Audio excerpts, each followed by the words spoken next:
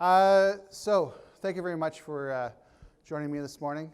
I'm the type of person who unfortunately won't put a lot of information up on the screen. You'll just have to actually listen to what I have to say.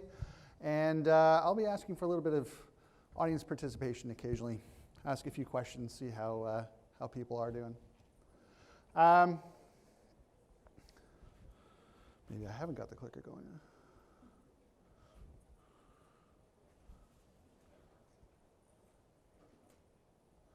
That's not it.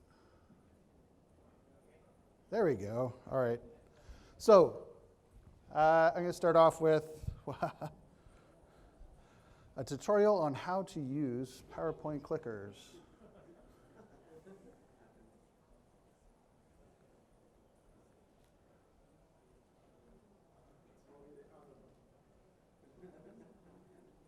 I think I have it now.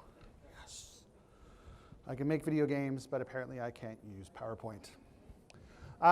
So a very small bit about myself. I've been in the interactive industry for about 25 years now. I'm currently the general manager with DreamCraft Attractions, where we make VR and AR attractions for major theme parks and location-based entertainment. But a vast amount of my experience has actually been in the video game industry. Worked with companies such as Electronic Arts, Microsoft Game Studios, Zynga, and Capcom, as well as a few other smaller independent companies. I've been one of those fortunate people that have been able to have a bit of a breadth in terms of their experience and roles and responsibilities, from everything from game design through to business development. Now, after finishing my little bit about history, I want to go back in history a little bit, back to a time of the arcades. How many people here actually know or have ever played Dragon's Lair? A small number, that's all right. It was a little while ago, admittedly. So back in 1983, Dragon's Lair was introduced into the arcades. And the reason why this was such an important game, it was the first game that cost 50 cents. Everything else up to that point was 25 cents. But it was a real milestone in terms of arcades, in terms of the visuals. Instead of using very, very basic looking graphics, it stunned the arcade world by having animation, hand-drawn animation.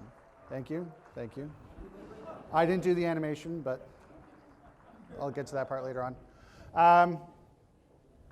The animation was all drawn up by Don Bluth and his company, former Disney artist. And the game actually used a laser disc player with a decision tree built on top of that. So basically what happened was an animation played, you made a choice, left, right, up, down, or action in terms of what you wanted to do. One of those actions was correct and it played the next bit of video. The rest of them were incorrect and you died. Fast forward a little bit and you started to see it in the home. So, and this is where I really get to date myself. I actually worked on the home version of Dragon's Lair. And this was back in a time when the thing that was the limiting factor wasn't necessarily what your GPU speed was or how much RAM you had in your machine, but what was the data throughput for your single speed CD-ROM drive. Yes, this is really going back in the technology world.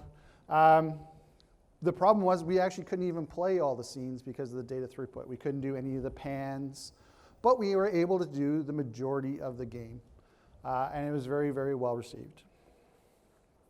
And there is a point to this. I'll get to the point in a second and realize where it goes. Just very quickly, the arcade market peaked in 1982, so the year before Dragon's Lair came out. It had a steep drop when it came to the home console releases of the Sega Genesis and the Super Nintendo. It had a bit of a pop back up with the introduction of Street Fighter II and Mortal Kombat. How many people here actually remember those games? Yes. And then what we found was, after that point, the arcades started declining. Any guesses why? Console quality. That was one of the biggest things, because if you think about it, going to the arcade was a pain. You had to make your way over there. You either had to hop on your bike, or you had to get your parents to drive you over. You had to walk over, take the bus. It was an unsafe environment, according to many parents. There was an undesirable group of people there. But it was a bit of a challenge to get there. And you had to have pockets and pockets full of quarters. But if you look at what the home experience was, you are now getting experiences that are getting close to what you're able to do inside the arcades. And with that, people started accepting that trade-off.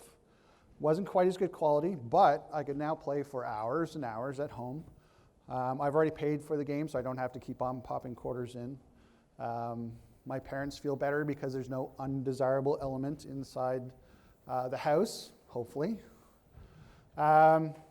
And so, people really started looking at their home arcade as their desired preferred place for playing. The big things was, what was the challenge? The getting over the challenge of getting to the arcade and dealing with all of the issues with that. So now I'd like to pop back to today. And now I'm going to ask how many people have been to a VR arcade or LBE. Yeah, a lot more people know that than they do Dragon's Lair. And yes, I'm old. So I want to talk a little bit about some of the range of experiences that you see today. It ranges from Station Base, where you'd see Beat Saber, fantastic game. I think Stephanie brought it up. Thank you very much. I think she's out already. The walking experiences, such as The Void or Dreamscape. Spaces, there are a number of different types of examples of that. Basic motion bases. So if you go to Dave & Buster's, you'll be able to do the Jurassic Park attraction. They've got a Flying Dragon attraction, and I think they just released a new one. But very, very basic motion bases where you've got 4 people all sitting on chairs that are on one platform that moves around. And then lastly, theme parks. I personally put theme parks into location-based entertainment. It's someplace that you have to travel to in order to experience what you want to do. And inside there's a range of experiences from VR coasters to VR flying theaters. A flying theater is basically if you took everybody here, put a motion base underneath this room, and then moved it all around.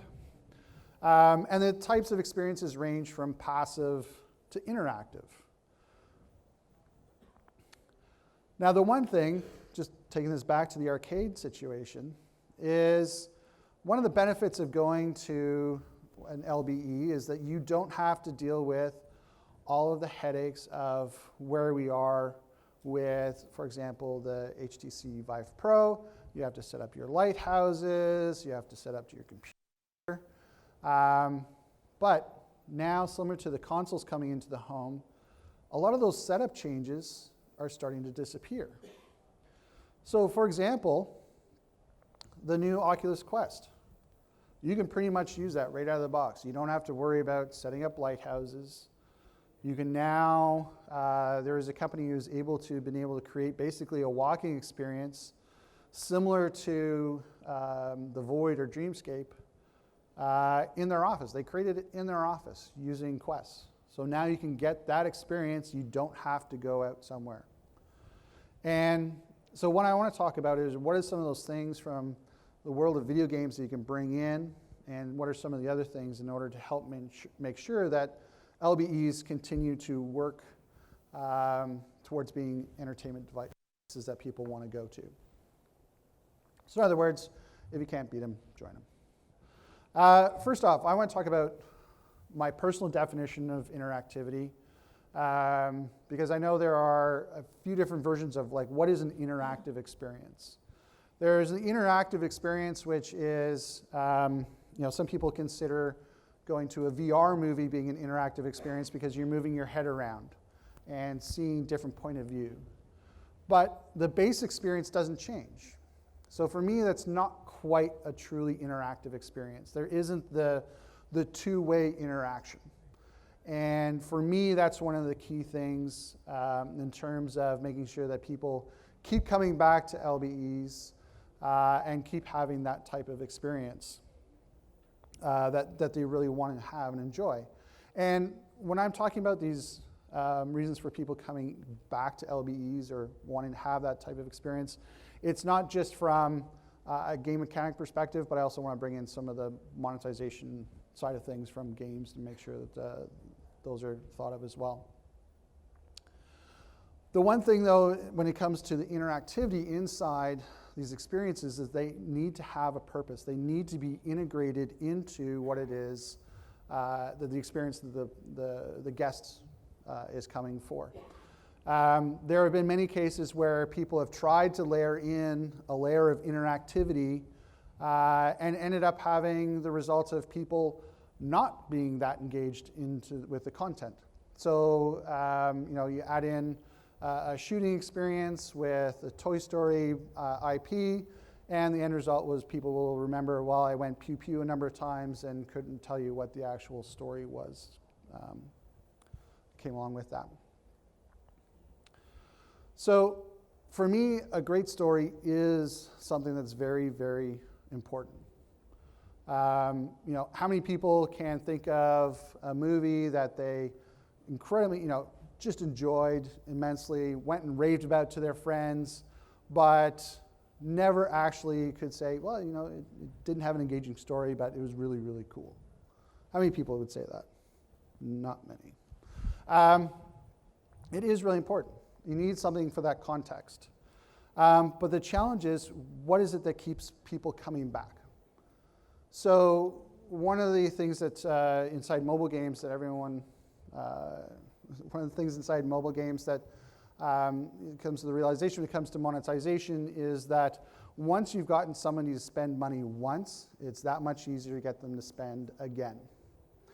And when you've got someone that's engaged inside of a story or engaged inside of a universe, if they are set up to a situation where they only have one opportunity to experience that, then they're not going to keep coming back.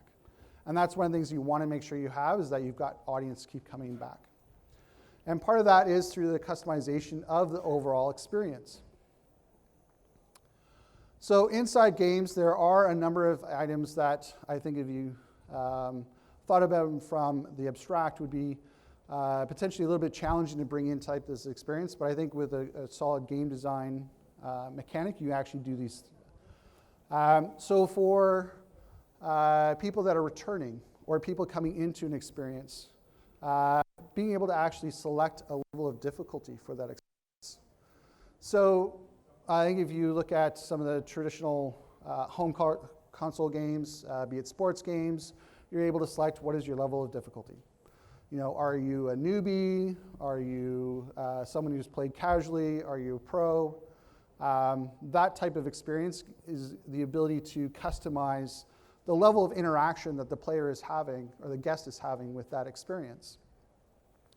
And when you've got experiences where you're trying to capture a wide audience, being able to have experiences that allow for different levels of engagement means that you have that ability to capture all levels of audience. So if you think of a Pixar film, for example, where the main audience for a Pixar film might be 7 to 12, but how many adults have a really good time in there? And that's because they have that layering of experience or jokes inside there.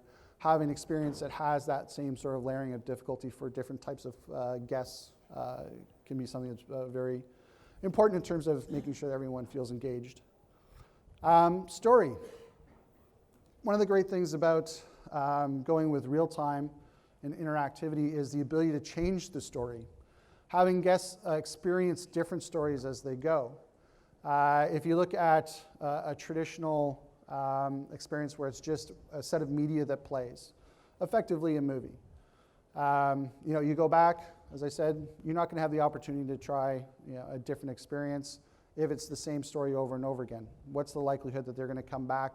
What's the likelihood that their level of engagement is going to be the same? However, if you have the ability to offer different experiences different stories, different contexts for the guests, then the likelihood of them being engaged and wanting to come back and experience more increases, and more likely to then bring other people in and try different experiences with them. And personalization. Some places offer a general personalization in terms of their character, but real-time offers the ability, or game mechanics offer the ability to have different types of experiences, not just from what does that person look like inside the game, what does their avatar look like, but also what are the things that they're able to do inside there. If you can imagine if it's a game where you cast magic, being able to have different spells that look different, act different, still have the ability to engage in the game the same way as the other people have, but have a different experience, your own experience. Beat Saber, if you add different lightsabers, a way of different customization yourself, a way for you to be able to stand out. And this is also a way to make sure that things are spread out through social media, because people are able to customize their experience and be able to show off about themselves.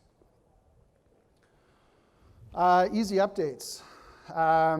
Was once talking with a project manager for a theme park, and we were talking about the way that a game updates and the way the theme park updates are two very, very different things. The way video games update is they will add downloadable content, new pieces of content for users. The way the theme park updates is they take a bulldozer. So they work out that the thing's going to go up for 5 years, and then they're just going to bulldoze it off. Adding specific content, giving player or guests a reason to come back to an event. Be that adding, season information, it's snowing, or adding things that are more based around a particular time of year, so Halloween content or Christmas content specifically, or even real-world events. The ability to add in, for example, if the game takes place in London, England, being able to add in the actual weather and time of day in England, to be able to give a true sense of that you're actually in that location.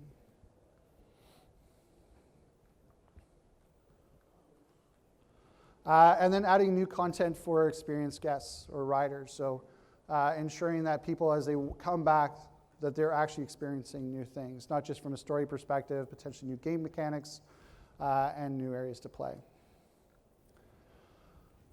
Multiple platforms, cross-platform play. So one of the things that we're now starting to see inside the games world is cross-platform play, be that cross-console, across mobile. But with LBEs, it gives you an opportunity to add another layer to that in asymmetrical connections. So if you can imagine having one person on a motion base, another person with a VR headset, another person with a mobile device, all in one location, all experiencing the same world, just from different perspectives and with different gameplay mechanics. And even finally adding in remote participants. So one of the things with location-based entertainment is you have to go there. But is there a way to actually bring other people into the experience that aren't able to go to that particular location? So for example, if you are an LBE's only got a few locations around the world, but you notice you're getting a lot of attention, is there potentially a way to get a mobile element built into that? Be that participation inside the event, being one of the remote characters inside the event, and actually have the people inside the LBE interact with people playing through their mobile devices or through other VR headsets around the world. Different business models. So one of the things that Stephanie just mentioned in her previous talk is the way of actually monetizing experiences.